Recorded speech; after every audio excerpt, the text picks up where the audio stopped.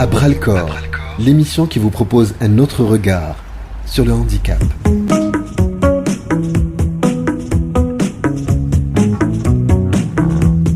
Comme on dit, jamais 203. La première fois que j'étais venu à la Fédération algérienne des personnes handicapées, c'était lors de la première émission de À bras-le-corps pour parler en fait du handicap en général.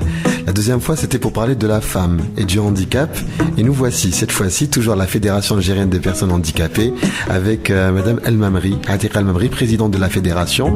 Et bien pour parler aujourd'hui du handicap et de la politique. Comment allez-vous ? Ben ça va Yazid. Justement, je disais que tous les deux, on a beaucoup de courage d'aborder en cette période pleine d'émotions.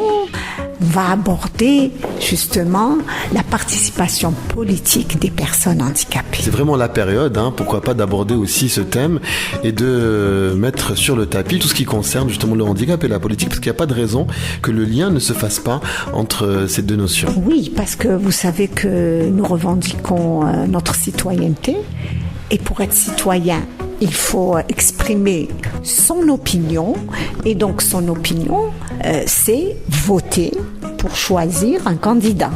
Je crois qu'on n'a jamais organisé, quand je dis organisé, c'est-à-dire bien en amont, la participation effective des personnes handicapées à la vie politique. C'est-à-dire, vous savez que de par le monde, les bureaux de vote sont aménagés, donc accessibles, pour que ces citoyens puissent exprimer leur voix au même titre que tous les autres citoyens, que les bulletins de vote pour les non-voyants sont en braille, pour les personnes qui n'entendent pas, il y a un interprète de la langue des signes.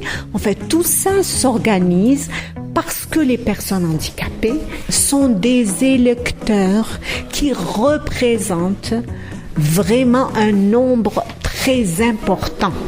Quand je dis un nombre très important, vous savez qu'en Algérie, selon l'OMS, puisque nous n'avons toujours pas le nombre exact de personnes qui souffrent d'un handicap, mais vous savez, quand on voit toutes les causes, nous sommes 3 millions.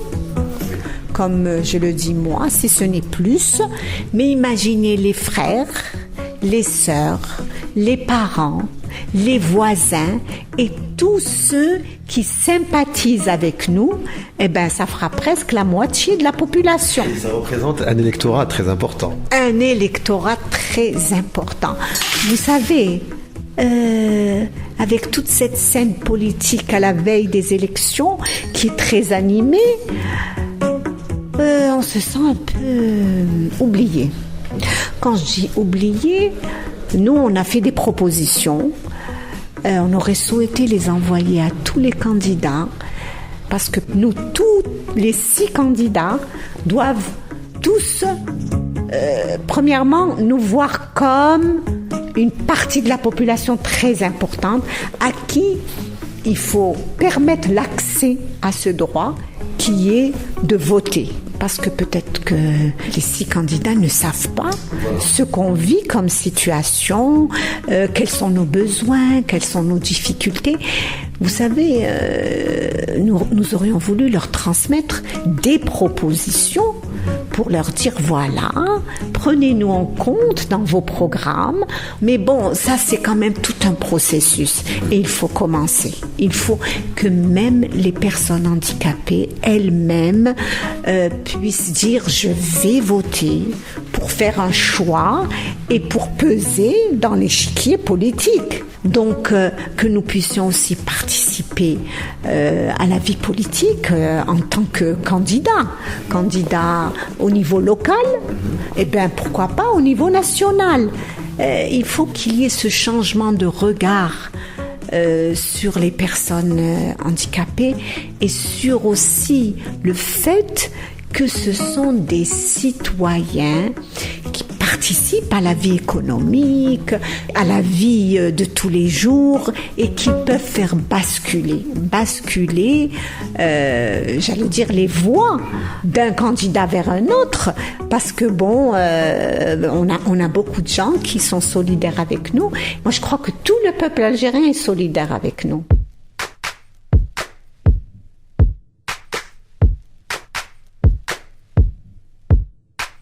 Alors, vous avez dit quelque chose de très très important, c'est que parfois, ils ne savent pas. Voilà, parce que la dernière fois qu'on s'était rencontrés, Madame El Mamri, c'était par rapport justement à cette communication autour du sondage. Et des décisions ont été prises justement parce que les personnes qui prennent des décisions, notamment concernant le remboursement de ces sondes, eh bien ne savaient pas. Vous savez, Yazid, c'est tout ce partenariat, société civile, pouvoir public, qui prennent des décisions, mais pour que ces décisions soient justes et qu'elles répondent aux besoins des personnes concernées, que ce soit les jeunes, que ce soit les femmes, les enfants, les personnes handicapées, il faut associer les concernés et leur demander leur avis. Donc il faut que quelque part, dans nos pratiques administratives et dans nos pratiques de prise de décision, qu'on demande aux personnes concernées. Parce que tant que ça ne se fera pas, il y aura des programmes qui seront erronés parce qu'ils auront été concoctés sans ceux pour qui ils sont destinés.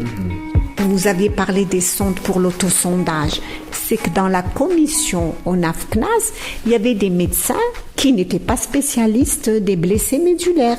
Et donc, ils n'étaient pas au courant que ces sondes-là devaient être utilisées 5 fois par jour. Voilà, s'ils avaient pris la peine un peu d'inviter 1 ou 2 blessés médulaires, eh ben, il n'y aurait pas eu ces problèmes. Vous savez, notre combat aussi, c'est de dire associez-nous.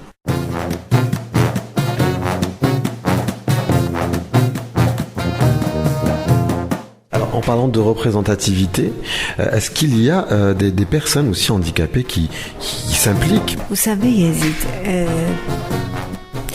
il faut être en situation de handicap et être militant. Ça, c'est très important. Ne pas faire de la figuration. Ça aussi, c'est important. Avoir un programme, avoir des propositions, connaître très bien la situation. Donc, nous avons besoin de leaders dans le domaine du handicap, de leaders qui vraiment font des propositions, parce qu'il suffit pas juste d'être en situation de handicap si on n'a rien à proposer, et c'est pas un faire-valoir d'être, mais il faut être militant.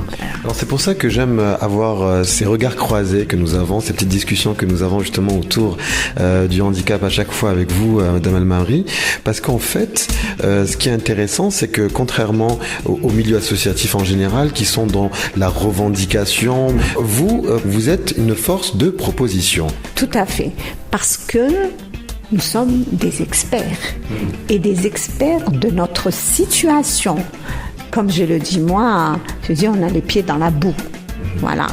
Et c'est-à-dire qui peut être plus expert que nous. Vous savez, les gens vous respectent quand eux ne savent pas, parce qu'ils ne sont pas du domaine, mais que vous êtes là à proposer des solutions, plutôt que faire comme ça des revendications à tout bout de champ et qui ne sont pas réalisables. Et puis, c'est comme si que c'était un dû. Alors que non, c'est dans le cadre des droits de tout le monde que l'on puisse nous aussi avoir nos droits sur la base de l'égalité avec les autres. Nous ne demandons pas des droits supplémentaires, mais pourquoi y a-t-il eu cette convention relative aux droits des personnes handicapées ?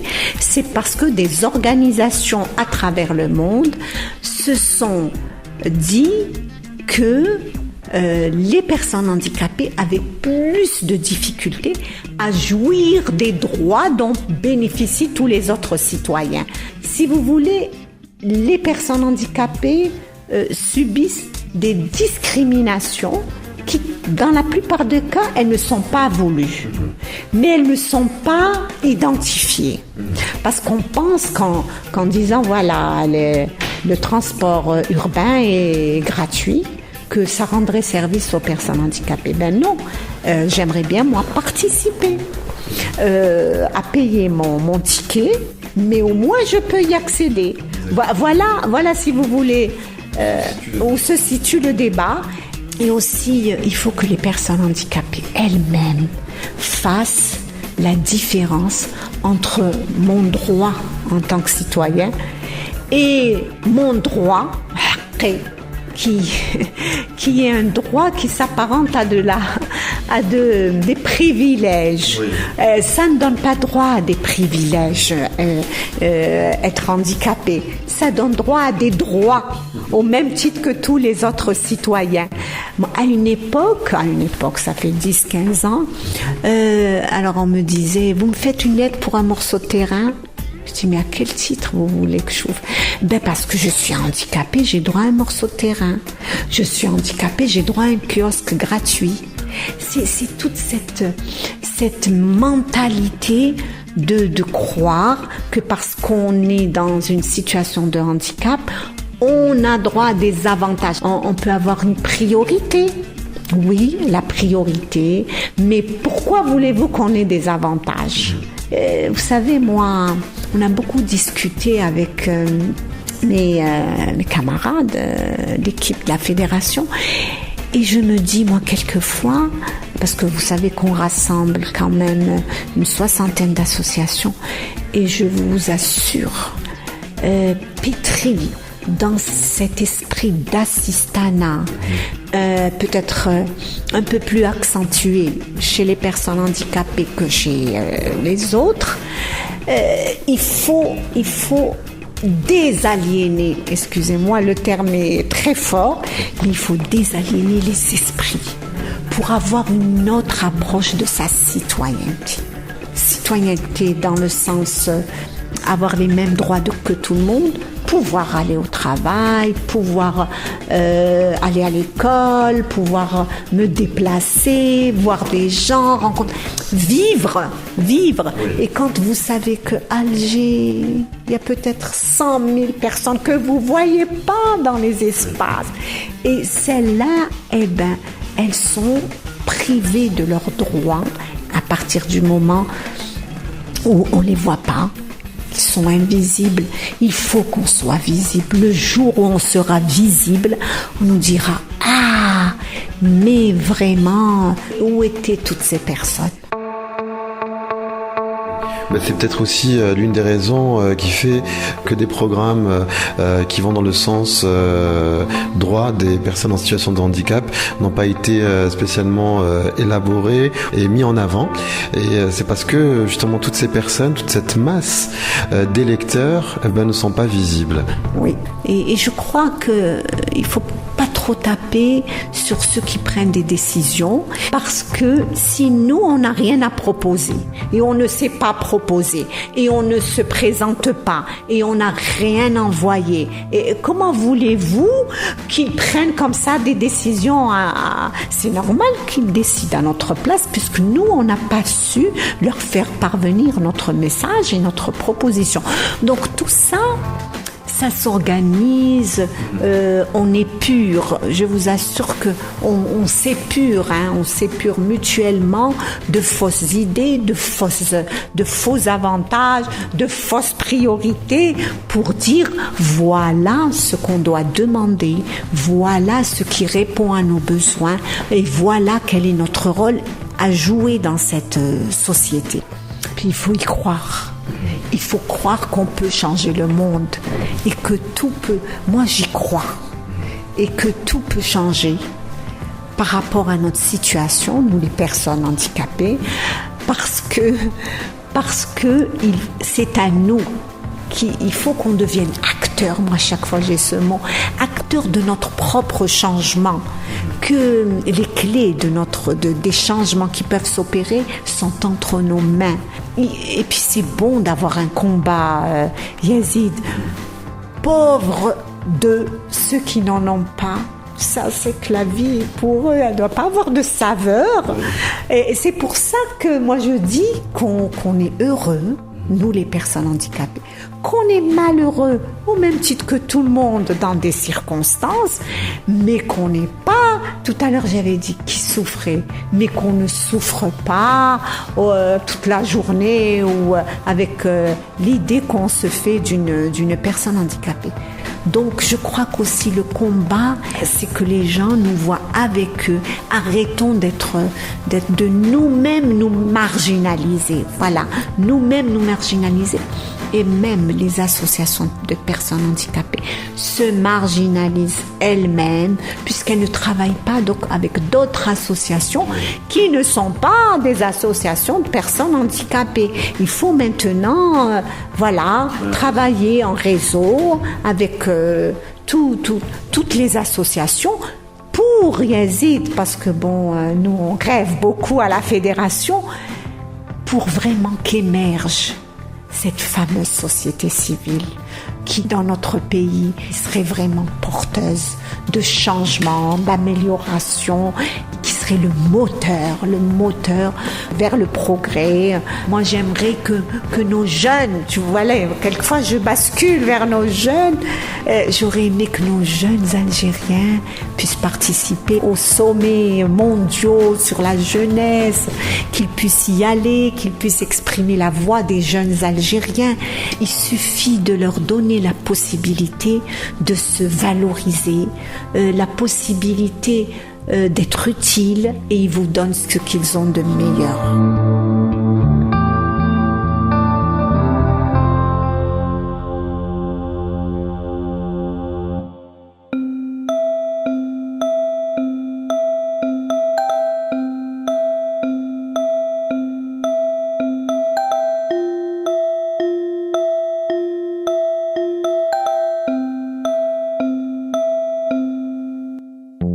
Alors, vous venez de parler de jeunesse, vous venez de parler aussi d'accessibilité il y a quelques instants.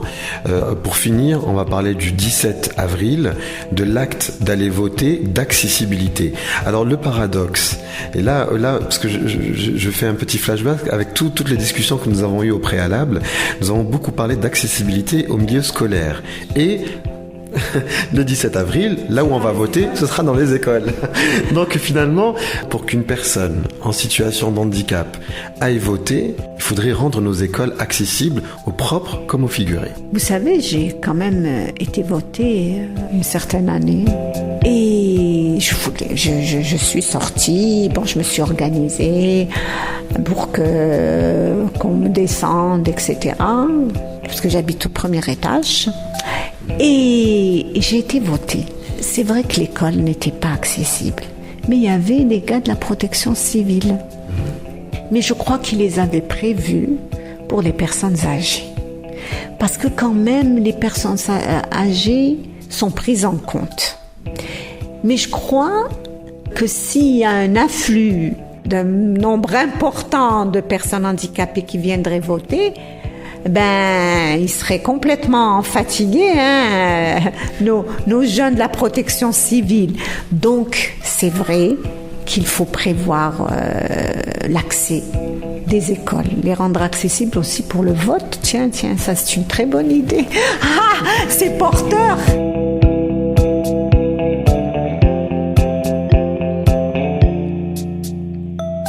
J'aurais jamais cru faire ça un jour. Parler de politique, écoutez, Madame Al-Mamri, c'est un réel plaisir de le faire avec vous et d'aborder toutes ces questions qui vont complètement dans le sens du travail que nous essayons de faire, à savoir changer la vision, encore une fois, de tout le monde envers des personnes en situation de handicap. C'est dommage qu'un pays ne profite pas d'une grande partie de la population qui pourrait apporter au point de vue économique, au point de vue idées, innovation. Et moi, je suis fière quand je vais à l'étranger de dire je suis algérienne et de donner une idée très innovante, pleine de progrès du mouvement associatif représentant les personnes handicapées dans mon pays. Et c'est vrai. parce que je sens qu'on est à égalité d'action avec tous les mouvements de personnes handicapées, que ce soit aux États-Unis. Je n'ai aucun complexe, sincèrement. Et il faudrait justement que, encore une fois, on investisse ce créneau qui est la politique et qu'on soit persuadé que c'est par les urnes que vient le changement. Voilà. Ça nous fera un joli dernier mot. Merci encore une fois, Madame El Mamri. Le travail continue. Voilà, vous concernant et nous concernant, on sera certainement amené à reparler, à revenir et puis à avoir ce genre d'échange que je trouve à chaque fois très constructif, que ce soit pour moi et j'imagine aussi pour nos éditeurs. Merci à vous, Madame El Mamri. Nous sommes nos propres pères, si jeunes et pourtant si vieux, ça me fait penser. Tu sais, nous sommes nos propres mères, si jeunes et si sérieux, mais ça va changer. Oh, oh, oh. On passe le temps à faire des plans pour le lendemain, pendant que le beau temps passe et nous laisse vider un certain. On perd trop de temps à suer, s'écorcher les mains. À quoi ça sert si on n'est pas sûr de voir demain?